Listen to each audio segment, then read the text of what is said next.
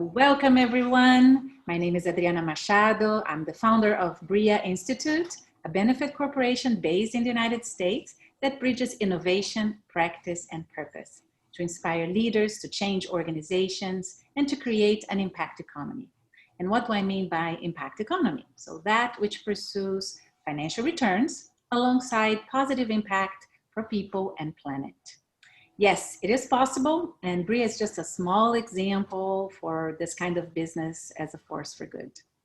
So this webinar is the 9th of the BRIA Institute and the 2nd of this new series we call the Era of Leadership. So now it's time for all of us to embrace our unique leadership journeys wherever we are. So big, small, it doesn't really matter the size of the job to be done, but the mindset. And the mindset that I'm inviting you to cherish in 2021 is that of questioning what is in a way that allows us to individually and collectively continue to evolve, raise our consciousness, and serve humanity by regenerating damaged systems, starting with the economy. So in January, we kicked off this new series with for a more prosperous and regenerative 2021 with a holistic and inspiring vision for the year. Now it's my honor to be joined again by Dorothea Werneck and to go deeper into the topic of the economy with the presence of Maria de Lourdes de Castro. So let me now welcome our guests. So Dorothea, a Brazilian economist, the first woman to be appointed minister twice in Brazil and maybe in the world. She was first Minister of Labor and later she was Minister of Industry, Trade, Commerce and Tourism. And she has held many leadership positions throughout her life and career. Today, she is a member of the Brazilian Academy of Quality. Thank you, Dorothea, for being with us again. The other guest, Maria de Lourdes de Castro, a Mexican economist, PhD, Dean Emeritus of the Business School of Tecnológico de Monterrey in Mexico. She was the former Vice President for Hemispheric and Global Affairs at the University of Miami here in Florida. She has also held many leadership positions throughout her career as an academic researcher, first academic leader, a researcher, consultant to international organizations such as the World Bank, member of the Board of Trustees of several organizations, ambassador of Mexico to Belgium and Luxembourg, to which she was awarded by royal decree for her distinguished diplomatic services. She also served as chief of the Mexican mission to the European Union and Mexico's permanent representative to the European Council. And in the federal government of Mexico, she also served as many positions, but one was Undersecretary for Economic Affairs and International Cooperation. So welcome, Lourdes. It's great to have you. So as a moderator, I'll try to keep quiet because these women have more to say than I do and just facilitate the conversation. But I will start out by also showing you a little bit of this model created by Kate Raworth. But before I go there, I want to take the temperature of the room and see how you're feeling about this topic and have a poll for you to respond, okay? So let's engage in this poll first. Isa, are you ready for the poll? Yes, so look at the questions here and choose the one you prefer. So have you ever heard of the donut economics model? If you say, yes, I have read the book, here's the book, yes. I have read the book, I've watched the videos or many videos by Kate, and I'm practicing it already, choose number 1. If you have read the book, some article, and want to get involved a little bit more, so want to put the concepts into practice, choose number 2. If you heard about it and would like to learn more, choose number 3. And if you have no clue what you're talking about, choose number 4 and wait for this conversation because I'm sure you'll be enlightened. So one more. Oh yeah, we got the answers here. Good, good, good. So that's fine. So let's, we got a lot of people who have heard about it and want to learn more. So 50% of our audience. 42% have no clue. So you're in the right place to learn today. And we have 8% here, at least one person Who knows the book and is applying it? Yay! I'm very happy with our audience. All right, so we have the poll, and then let me show you, for those, especially for those who have not seen it yet, let me show you what this means, right? And what the Kate Raworth, an economist, a brilliant economist from the UK, is talking about. So this is the donut, right? We might think that donut is not something good, but this donut is actually very good, and it's very systemic, right? What Kate says is something, I mean, actually, there are two things that Kate says that resonates very well with me, and I would like for you to focus on. One is growth. She invites us to replace the word growth and put it in its place, thrive, in everything we do. So let's keep that in mind. And the other concept that I think she invites us to welcome is, no, go back, yes, this is the donut. So the other concept that she helps us or invites us to look at is systems thinking. So the way she drew this concept of economics is very systemic. So it's good if we stay within the donut, right? So this green part there that you see, the donut itself, that's good. So if we can remain inside within these boundaries, we're good. If we go to the outer boundaries and go beyond, we're going to be extrapolating the limits of the planet, okay? And if we go inside and not respect the inside, the inner limits of the donut, we're going to be in lack. So people will be suffering. So if you go above, the planet suffers. And if you go beyond, below, the people suffer. So let's take a look at how we're doing today. So the snapshot of the world. Not so good. So we have already extrapolated 4 of the planetary boundaries. So we have climate change, we have nitrogen and phosphorus loading, we have land conservation and biodiversity loss already happening. And if you take a look at the middle, in the middle, you will see that we've extrapolated all of the barriers that are good for people's dignity and well-being. So this is a very good model for us to see where we are and try to get there. And then last but not least, lots of people are doing it. Countries are doing it. Cities are doing it. Companies are doing it. So I encourage you to do it like she shows in her TED Talk, which I invite everybody to watch later, and I will share the link of the TED Talk after we do our talk. So this is how you do it. You instill purpose, creativity, leisure, freedom, culture, belonging, and participation, and you get there. But I will let these 2 amazing ladies that are here with me share their understanding, because I am not an economist. I don't understand anything about this. I'm just trying to do a good job kind of explaining what I understood from Kate's work, but Dorothea and Lourdes know better. So I will start with a question for both of them about their vision and their insights. So both Dorothea and Lourdes, again, thank you so much for being with us. What is your understanding of the world today and why the donut economic might make sense? Who wants to start? Go ahead, Lourdes. No, that's for you. Thank you. Well, the world today has a lot of challenges, no question about it. And precisely the most important challenges are depicted in the donut model. You have the social, the human challenges that are inside there, the lack of the minimum for a dignified life for many people in the world, but also we have gone over what we should in terms of the environment. And we know today, because we see the results and the outcomes from these imbalances. Just to keep in mind, today we have about 700 million poor, extreme poor in the world, okay? And that is about 10% of the world population, which is really a lot. Now, in the last 2 decades, those numbers have been coming down thanks to a series of policies from different governments on education, on health, and on the different aspects that empower and give capacity and skills to people to be able to fight a better life. Okay, so we are not in zero, but we still 700 million is a lot. And besides that, today with the pandemic, it is expected and forecasted by the World Bank that we might add around 100 million more people to the extreme poor of the world.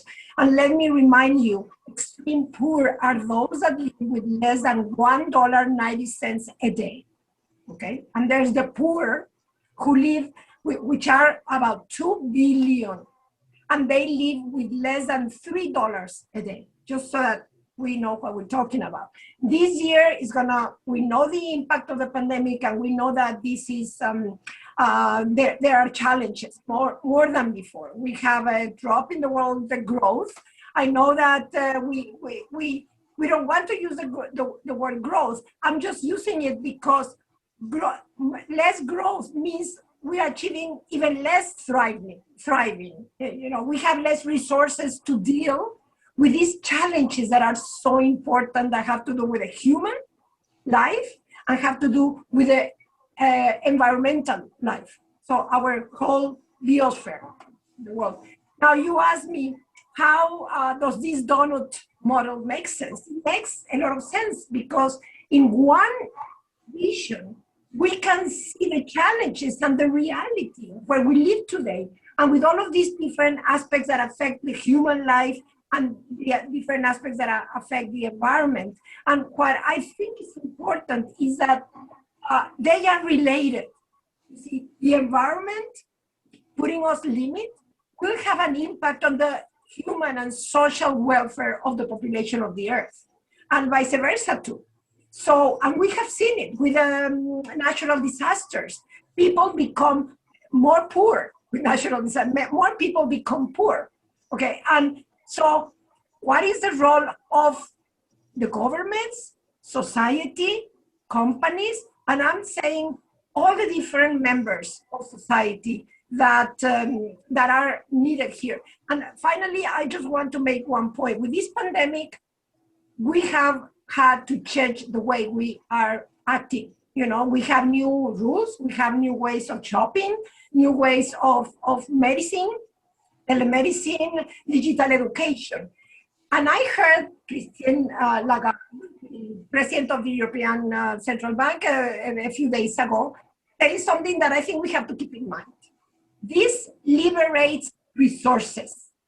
This new way of doing things, like we're doing now, communicating this way, and the way that we're communicating, liberates resources. And the question is, what are we going to do with those resources? How are we going to deal with the human challenges and the environmental challenges? And who is going to make the decisions about it? And I think that's something that I would like to have you thinking about it. Okay. Right, and using this model, the frame of the donut will help you pick what the right priorities are for your company, your country, your ecosystem more broadly, right? Exactly. Dorothea, I know you have fallen in love with Kate's work, but how about you? How do you feel about it? What is your understanding? Yeah, you asked about how is the world, and I would say it's a mess. Though that's the moment when we stopped. We had, as Lud said, we had to stay at home. We had time to think, and we had time to see, and better than all of it, we had time to read. And just to get together what are the problems and make a question which was very hard at the beginning, at least for me. Is there any hope? Can anything be done? What is the next future? Is the same new normal and the normal as it used to be, which was very, very bad? I heard someone saying, please, not the old normal, a new normal, a different thing. So what Kate presents to us in this book is that, yes, there is hope. And there is something that depends on all of us. Remember the third graphic presented by Adriana. It has to do with how we behave and how, before that, how we think about the world. And the one question that Lourdes posed there, who is going to do it? This is one of the things very interesting about the book. When she's arguing about growth, she says that during a long, long time, we did believe that growth will come with the free market. So at the end, the companies are the only responsible for growth. And at the extreme, that means capitalism. At the same time, she said, many parts of the world thought that only the government can have the solution. They have to do things, even us. How many times we do ask ourselves what the government should do? And we say, I don't see the government doing. And at the extreme, you have a socialist or a communist country. What she adds to the way we should think is that it's missing a third part. And the third part are us, are the communities, are the social organizations.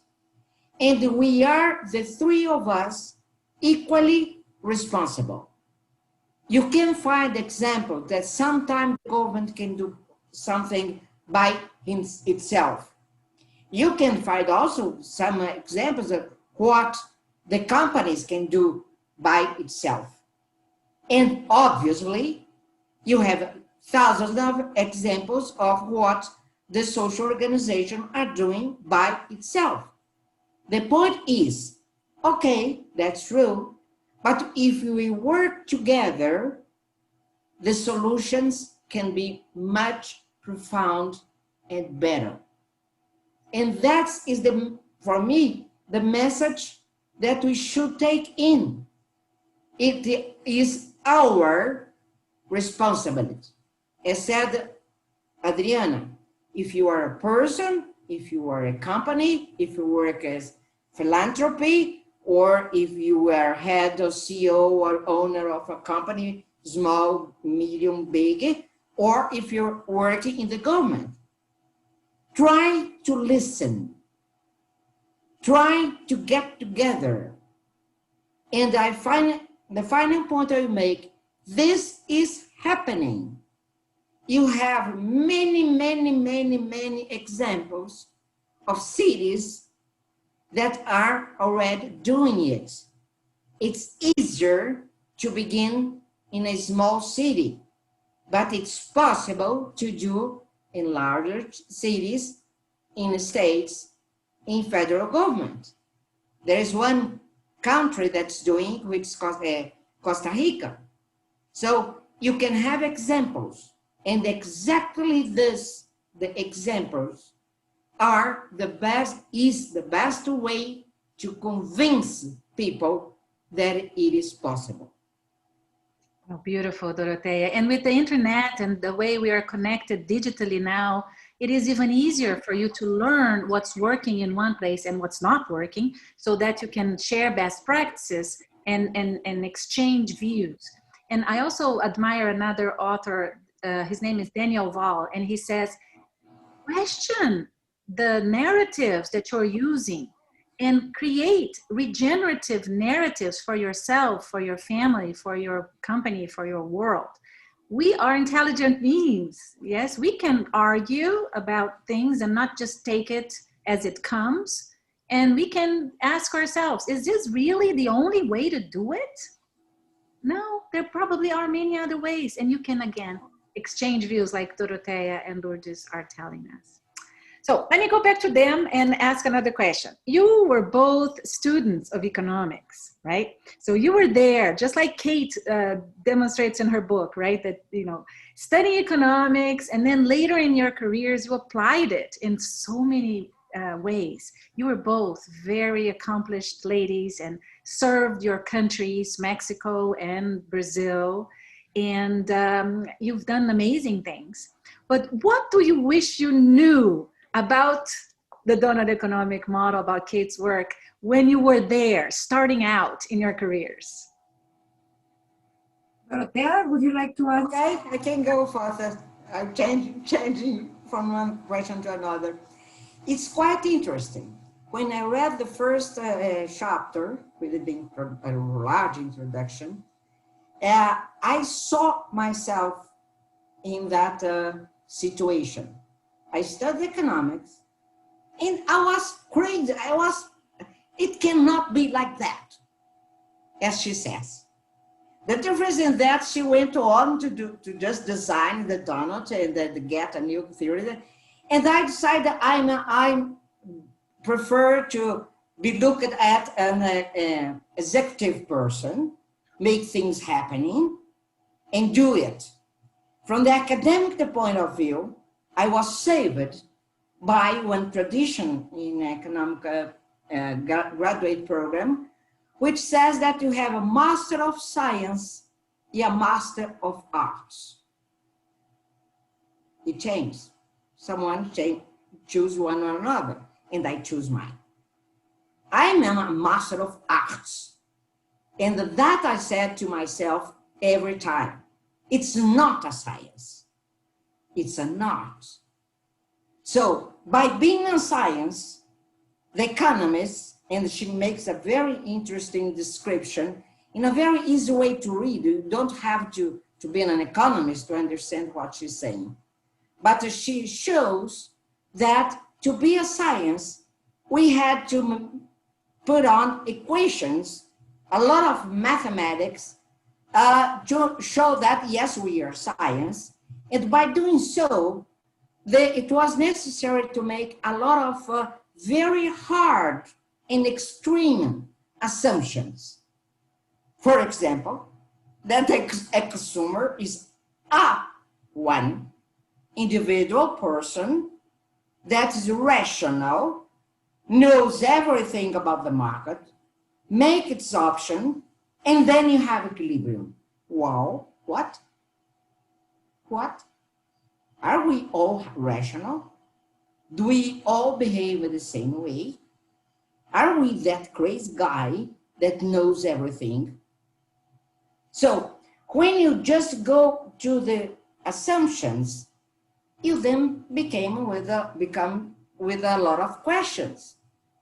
And that is what I think that was necessary when I was an undergraduate student and a master's degree student, a PhD student, that there was no answers for questions like that. But as Kate says herself, and we all know, the process of changing the way we learn economics will take time. There is a lot of initiatives of a lot of academic programs which are already put into the students' head how it could be different, but it will take time.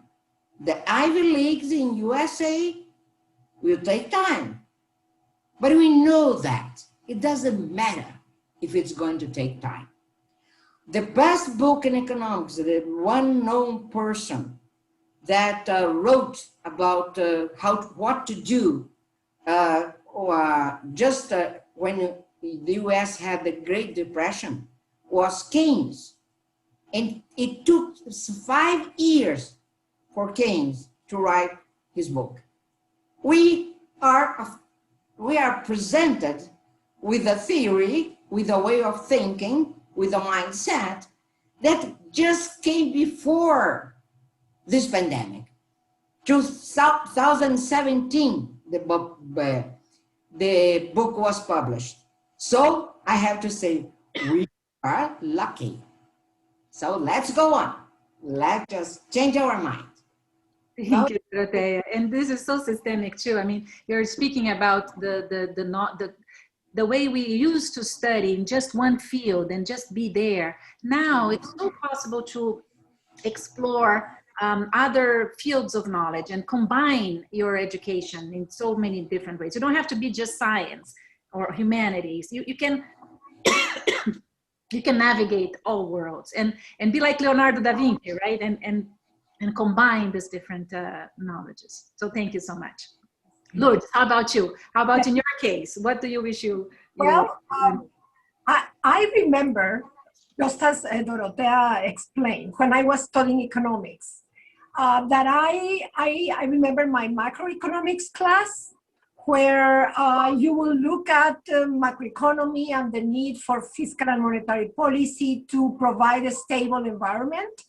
And then on the other hand, I had a class of development, the economics of development, and another class, economics of, economic growth. So at that time, the world was already having the problems that we are having today, maybe not as deep, but we had poverty, we had unemployment, we had those challenges, the environment, of course we had that. But countries were fixated on a deeper problem from their point of view, the governments, which was the financial distress of their economies caused by different external and internal elements.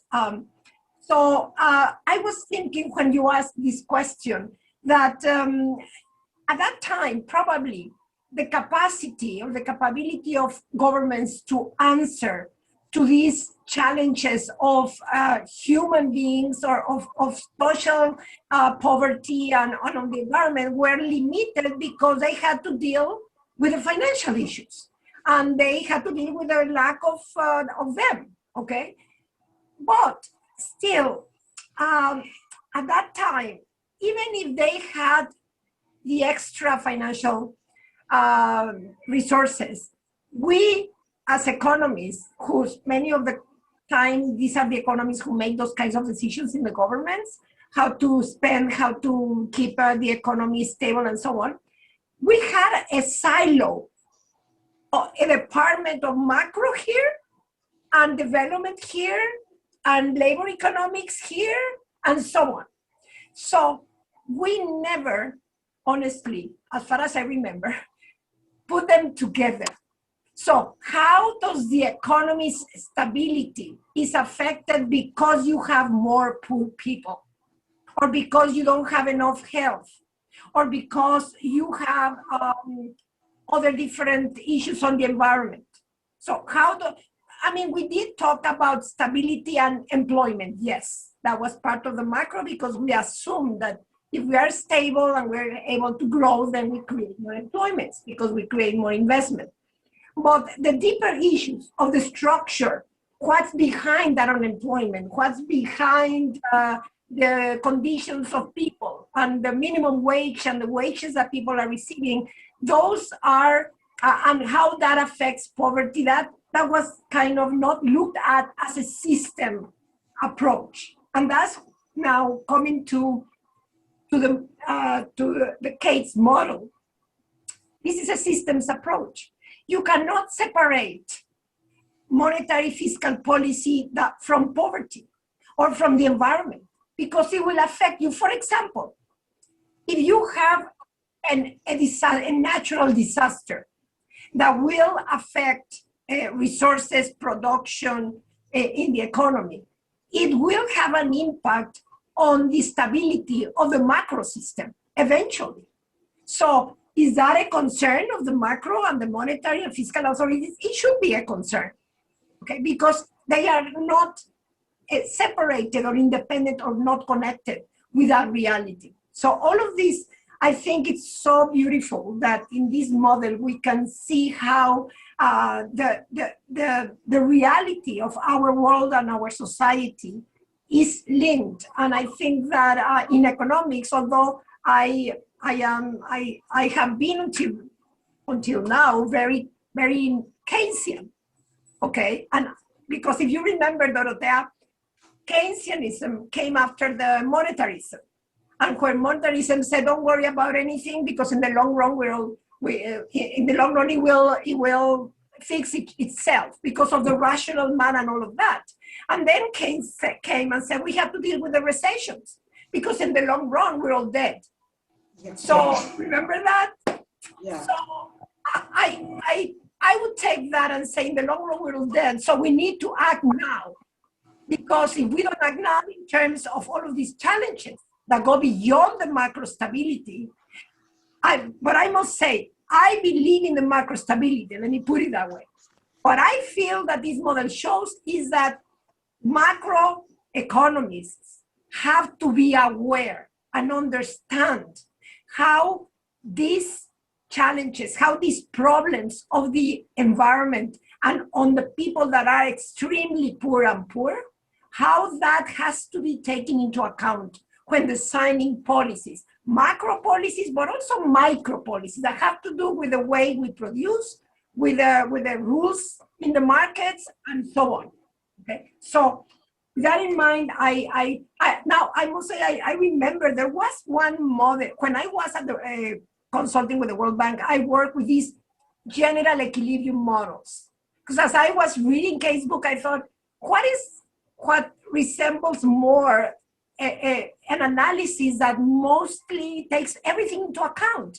And I remember these computable general equilibrium models and based on social accounting matrices, which was a way from the economists there, which I really admire, trying to put all of these connections, even the social sectors, the different industrial and productive sectors together with the macro, and then help countries to design policies that will understand the implications for all of these sectors. No? And so I know the World Bank still has those models. I'm not sure recently how they are, and they have their limitations because I don't remember there was anything on the environment. It was on the social individuals and the different sectors of society.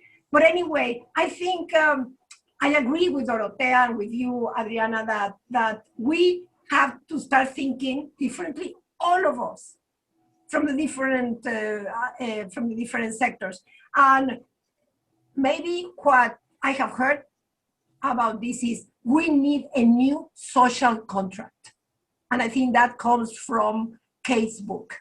What will be the new social contract? What are going to be the values for the actions of families, citizens, NGOs, governments, companies? What are going to be the ground rules and how are we going to act about them? Yeah, I'm hearing you say, this is fantastic. Design, right? We can design differently. And it's so in vogue now, talk about design thinking, right? Let's apply design thinking and do it by design, right? Intentionally, to be regenerative, to restore, to really, look at the systems with understanding the properties of systems and tackling that in a systemic way. So this is beautiful. This is beautiful. So let me go back to you because I speak forever. So one more question for both of you. So what is one example about the application of the donut model that you consider essential for your respective countries? So Mexico in the case of Lourdes and Brazil in the case of Dorotea. And why do you believe that this would be relevant for your countries? So who wants to start? Can I start now? Just to Please. You have time to lose. You can breathe a little bit. Yeah, that's good. Okay. It's difficult to pinpoint one thing. Okay, as Ruth said, it's a new way of thinking. What I think that's happening in Brazil is that the problems are so great that in some point they will also find that a new way of thinking may be the better solution. More than that, I am putting this Kate's book at the same level as one thing that we didn't talk up to here, which we are living in a digital era. And the digital era has made a wonderful contribution exactly in establishing principles and values which are totally different from the industrial era. So the persons that are involved with the developments on the new innovation and so on knows, for example, that people are not willing to have anymore. They need to have access. So for a policy government, this makes a lot of difference. For example, when you are thinking about housing for the poor people, you don't have to have the housing program or policy for people to have a house. They need to access. They may pay rent. It's a much smaller volume. And you can also think about some sort of a leasing, that after you're paying rents for a long time, you own that house. It's an example.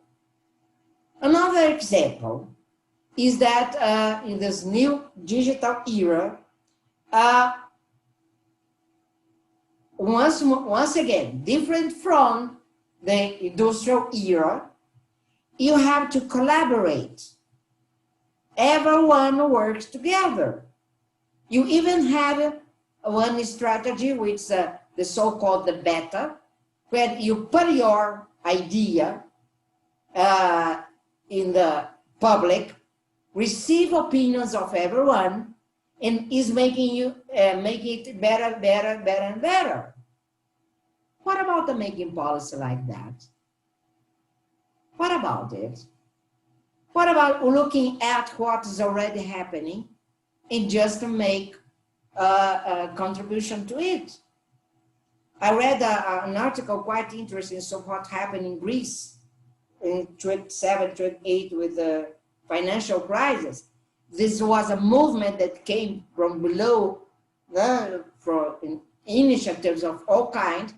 And then there was an election, and the new mayor of the city of Athens take a look at it and make it possible. Why not give an access for land, for parks, to have a space to grow lettuce and to grow things? Why not? Why not to pick up a building that's not being used and have a state building and have it being used for health with a program that the community can develop, and it has already been done that in many, many places, and have a very inexpensive, even with no payment, support to health. And I give you another, and the last one, thing about the governments. And I confess to you that I'm looking some Zoom's meeting, and the old people, I'm calling them the old people, is still saying that after the COVID, this pandemic, we should grow. How? For God's sake. And I have an answer for that, because it's easy. If you do have a huge problem, the traditional people, the traditional economists, the old people, as I'm calling them, have this magic. If we grow, then all the problems will be solved. That's true for companies too. They do have problems. The air companies, with this slowdown of tourism, just no, but then it will grow again. Is it going to grow again? And now we know that we can be talking like that in the US, in Mexico, and in Brazil. Why should I go to Miami or to Mexico? I can go there for later. I love Mexico, okay? You can go to the Mayas and the beaches, and I did it, okay? And I can go to US. I lived there, and my son lives there. So, but it's not going to be through growth. You have to rethinking what you are doing. So, in the moment, I think that this will come up as a new reality, that growth is not going to solve our problems. Almost certainly, the mayor, the state government, the president of any country will look for alternatives. So the problem itself will show up that there are different ways to do things, to make policy, to make the life of people better. It's better an investment in water than investment in the new airport.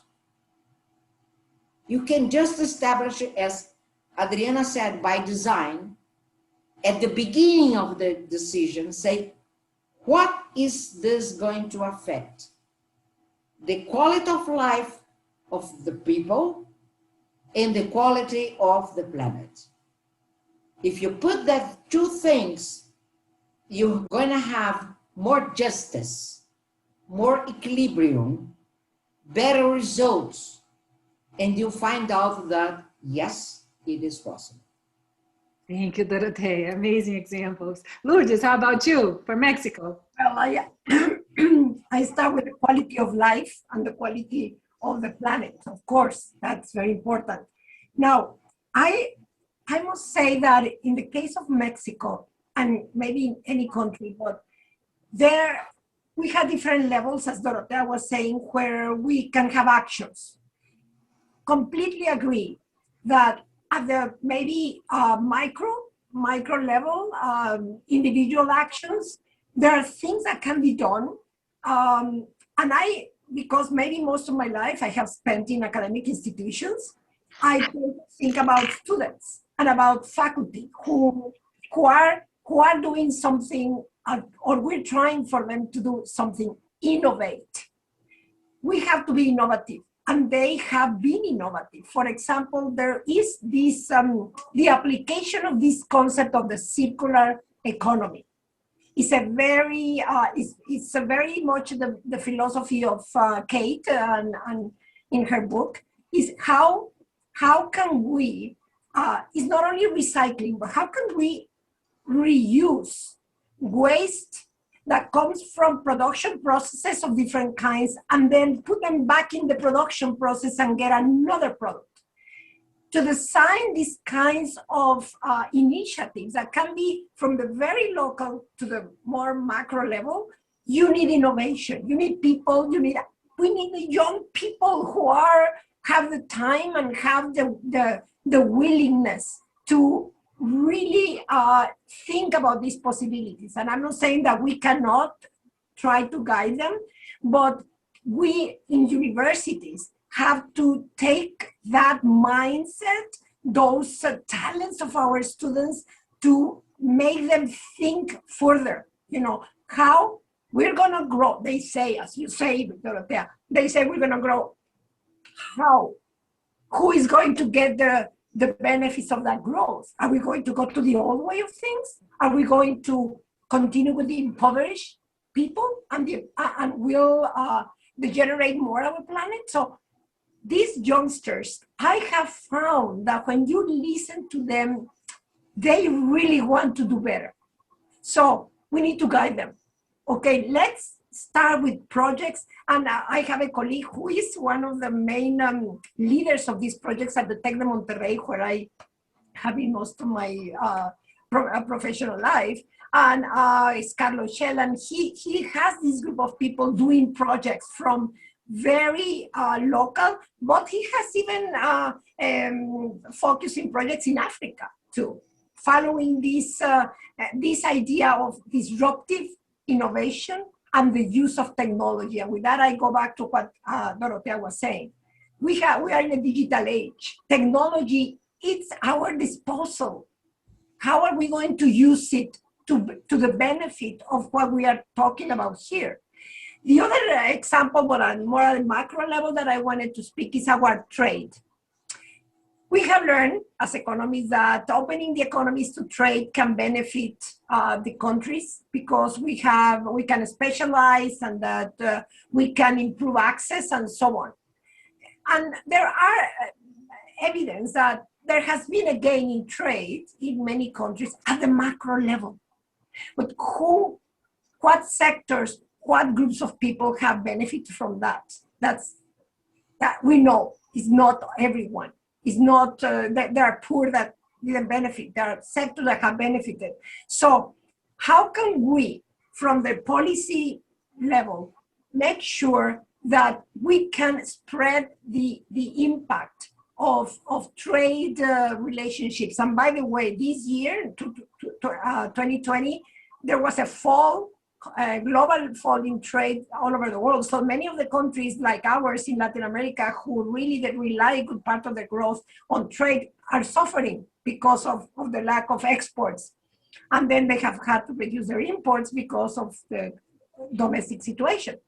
So now my answer to that is the only way in which we can be able to make sure that policies like a trading opening or a trading relationship can benefit those who haven't benefited in the past is if we have them get the skills to participate in the production systems. And with that, I go back to saying we need to focus, and this comes from development, and it comes from a section in Casebook, education and knowledge. I don't see how we can really improve the people's situation in our countries if we don't emphasize education and skills. And today, we have the technology to do it.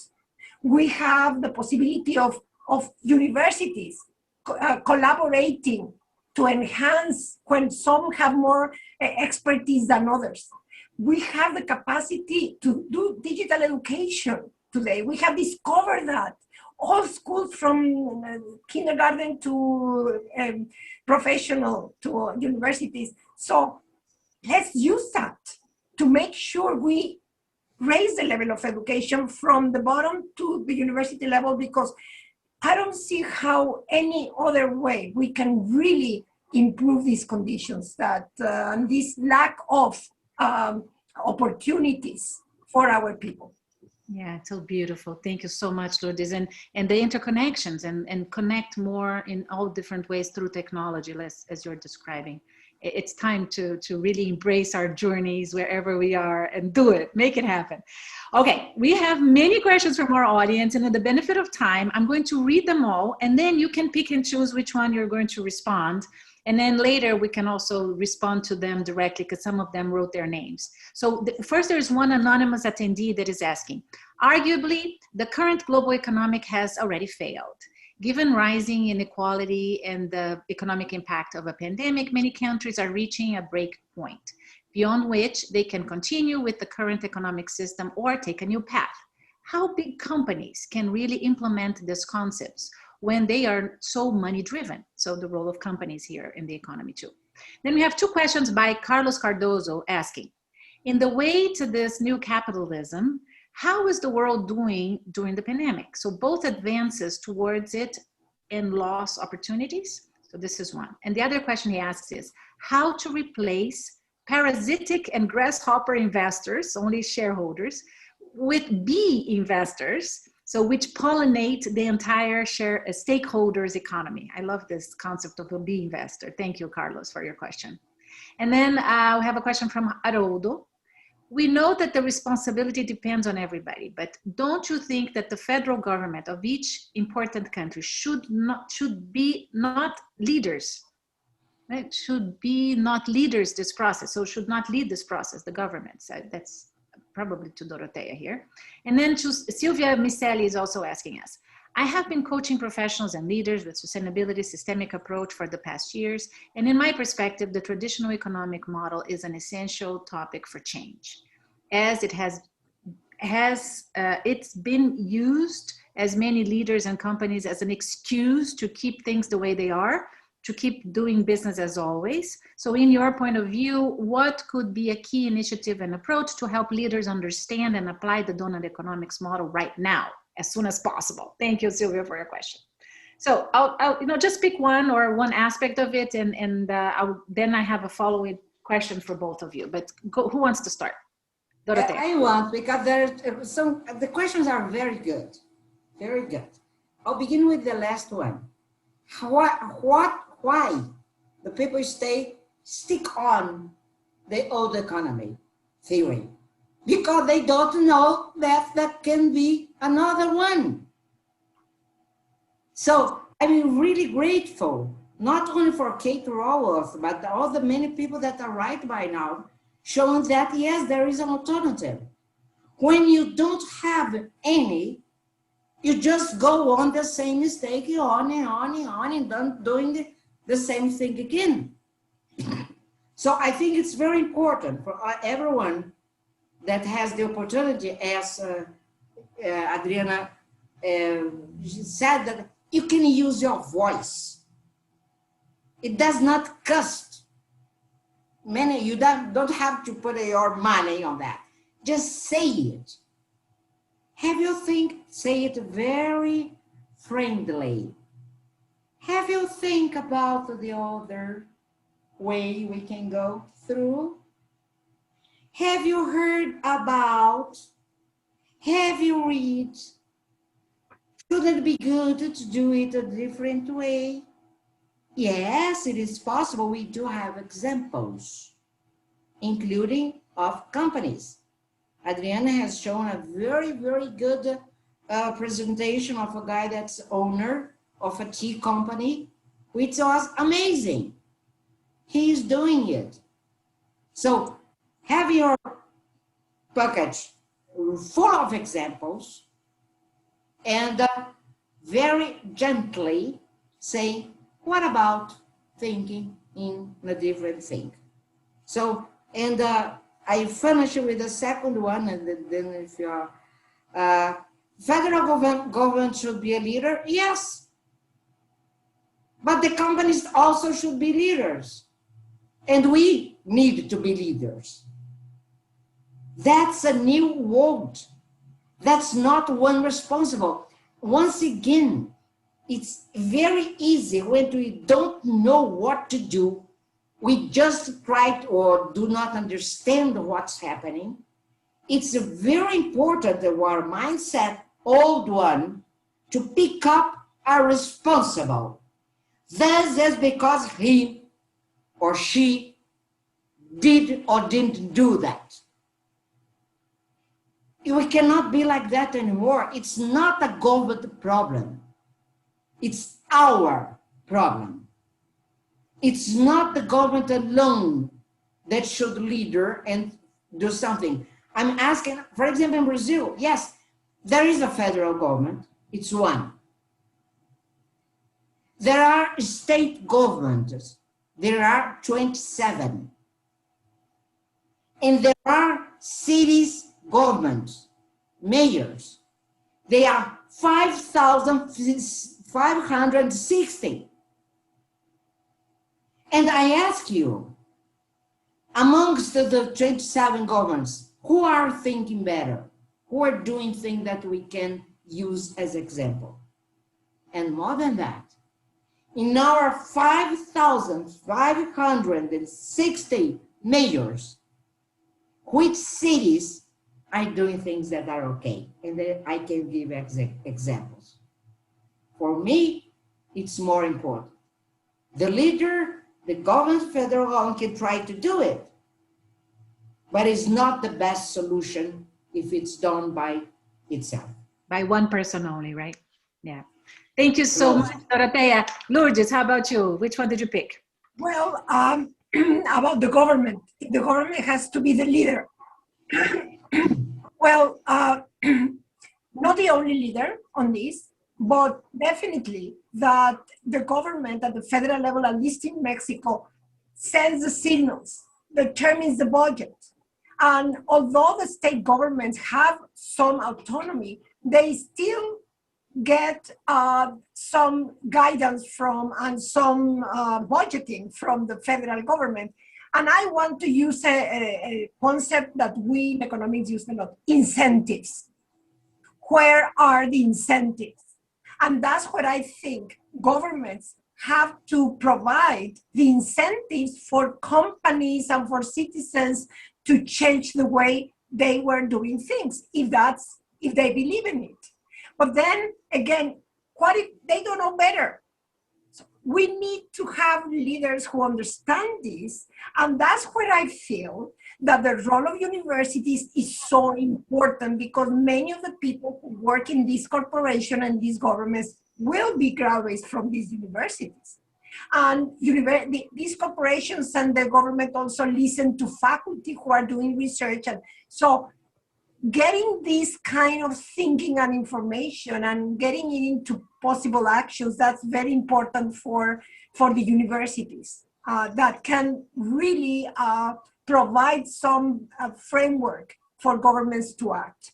And finally, I think that the leadership is so important anywhere. And no less important, how are we behaving as responsible citizens in our countries? Because you might say, well, what if your government doesn't get it and they don't change the way they are doing? So if we understand it, if the young do, and if other people do, what are we doing about it? We have to raise the hand. We have to participate as much as possible with NGOs and in the political life of our countries, so that we help the governments make the changes that are needed. Yeah, and it's just like 30 seconds, may I have 30 seconds? 30 seconds. 2 things about the 2 questions. One, shareholders. If you read the book of Kate, The Donut Economy, you find alternatives, which are quite interesting, including to have a different way of having for remuneration for the owners. Second, big companies. Some of them are doing something, but I'll tell you, the big companies are now having to face the new consumer, us. And we don't want to buy things from companies that does not take care of people, and that does not take care of the planet. So anything else, we people, consumers, can change the big companies. And that is happening already. Yes, and we're not alone. So again, we can connect across the globe, and we can look for examples. So let's take a temperature before you go from our audience here. We have another poll to see how you're leaving the session. So let's see if how do you feel? So how do you feel today? Excited about the donut model and can't wait to apply it? 2, curious to learn more about the donut economics model and how to apply it? Or I will at least look at the donut economic model and see if it might make sense for me, my company, my city, my country, and my planet, or our planet. How do you vote? Okay, and voila, let's see the answers. Yay, lots of people excited and curious about learning about the donut economic model. Thank you very much. All right, so before we go, I will go back to our wonderful speakers and ask them to offer their recommendation. So what is your recommendation for policymakers and for individuals based on your past experience in the donut model? Lourdes, I'll start with you. Okay. My recommendation is invest in education. Government, diagnose and invest in education, in the creation of knowledge and technology. Young people, parents, invest in the education of your children. Make sure that that's your priority. And participate in the civil life in your country. And also raise your voice and understand these processes better. And companies, you have to invest in the training of your people so that they are better qualified or better capable of reaching out the benefits of any increase in revenues and the growth of your company and the economy. Beautiful. Just something from Kate. Create and regenerate. That principle. I mean, we really need to create so that we can regenerate what has been lost. And creation, from my point of view, start from knowing and from educating ourselves. Beautiful. Thank you, Lourdes. Dorothea, your message to our audience. Okay, I will borrow an answer that Kate gave, I think, in an interview. And when they asked her if she was an optimist or a pessimist, and she said, I'm neither an optimist or a pessimist. I am an activist. And we all can be activists. To be activist is not only to go to the streets and to have flags and to activist is using our time anywhere we are to transmit new values, new principles, new alternatives, new way of looking to the world, new way of looking to the people, and to change culture. So we can be activists at home, in our city, in the state, in the country, in the world. So let us be activists. Beautiful. Thank you so much. And in order to change systems, you have to see systems, right? So expand your mind. Go read more about systems thinking. Come to BRIA. We also offer the opportunity for people to understand what systems thinking is. We have this program called the CEO Meet and Master. We network with people from all over the world, and we practice systems thinking to business, to life. And I really encourage you, embrace your own leadership journey.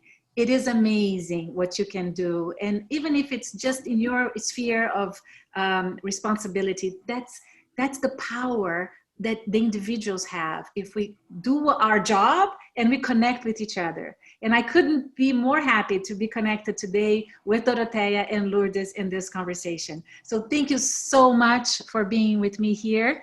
Thank you everybody who watched us. Thank you everybody who connected with us, and to the ones who will be watching after the recording is offered. So again, have a wonderful rest of the week and stay tuned for more of systems thinking, donut economic, and other brilliant systems approach to life through the BRIA Institute. Thank you again. Bye-bye. Bye.